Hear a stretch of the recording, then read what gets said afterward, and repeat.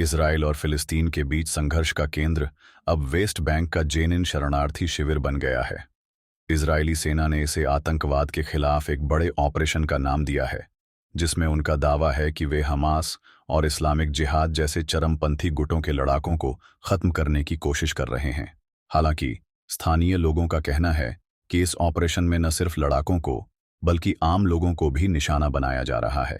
एक ऐसी ही घटना में अहमद अल शहीब, जो जेनिन में मोबाइल फोन की दुकान चलाते थे, गोलीबारी में मारे गए। उनके परिवार ने दावा किया कि वे व्यापारी थे, किसी चरमपंथी गुट से जुड़े नहीं थे। घटना के समय अहमद अपने 10 साल के बेटे ताइम के साथ कार में थे। एक गोली लगने के बाद उनकी कार फुटपाथ से टकरा गई। उनके बेटे ने बताया कि गोलियां चलने पर वह कार से कूदकर भाग गया, लेकिन उसके पिता नहीं बच सके। इजरायली सेना का कहना है कि घटना की जांच की जा रही है। वे जेनिन शरणार्थी शिविर में हथियारबंद गुटों और उनके ठिकानों की तलाश में हैं। इस ऑपरेशन में सेना ने बुलडोजर का इस्तेमाल कर सड़कों और इमारतों को तोड़ दिया है। शिविर में अब भी बुजुर्ग, बीमार और बच्चे फंसे हुए हैं, जिनके पास बाहर निकलने का कोई साधन नहीं है।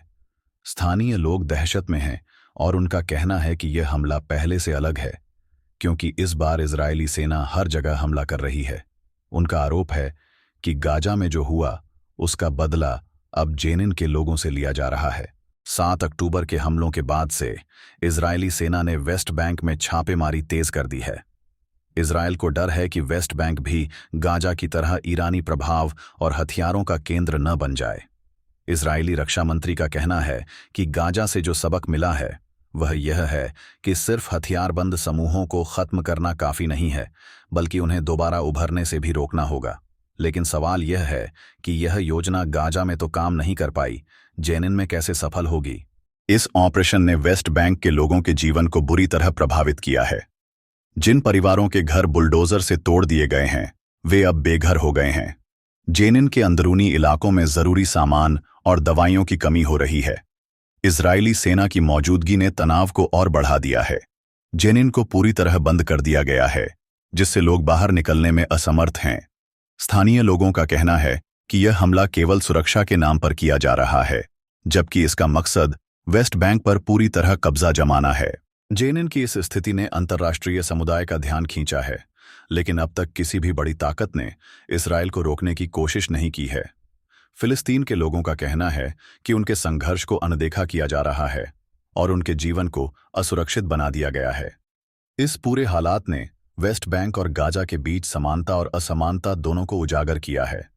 गाजा की तरह वेस्ट बैंक भी हिंसा और विनाश का केंद्र बनता जा रहा है। इस संघर्ष में जो सबसे ज्यादा प्रभावित हो रहे हैं वे हैं आम लोग। बच्चों की शिक्षा बाधित हो रही है, व्यापार ठप हो गया है और लोग हर पल असुरक्षा में जी रहे हैं। इजरायली सेना का कहना है कि उनकी कार्रवाई का मकसद सिर्फ आतंकवाद को खत्म करना है, लेकिन सवाल यह है कि आम लोगों की इस त्रासदी का जवाब कौन देगा? जेनिन के लोग दुआ कर रहे हैं कि यह स्थिति जल्द खत्म हो और उन्हें फिर से शांति का माहौल मिले। देश और दुनिया की तमाम ताज़ा खबरों के लिए बने रहें एआई न्यूज़ इंडिया के साथ।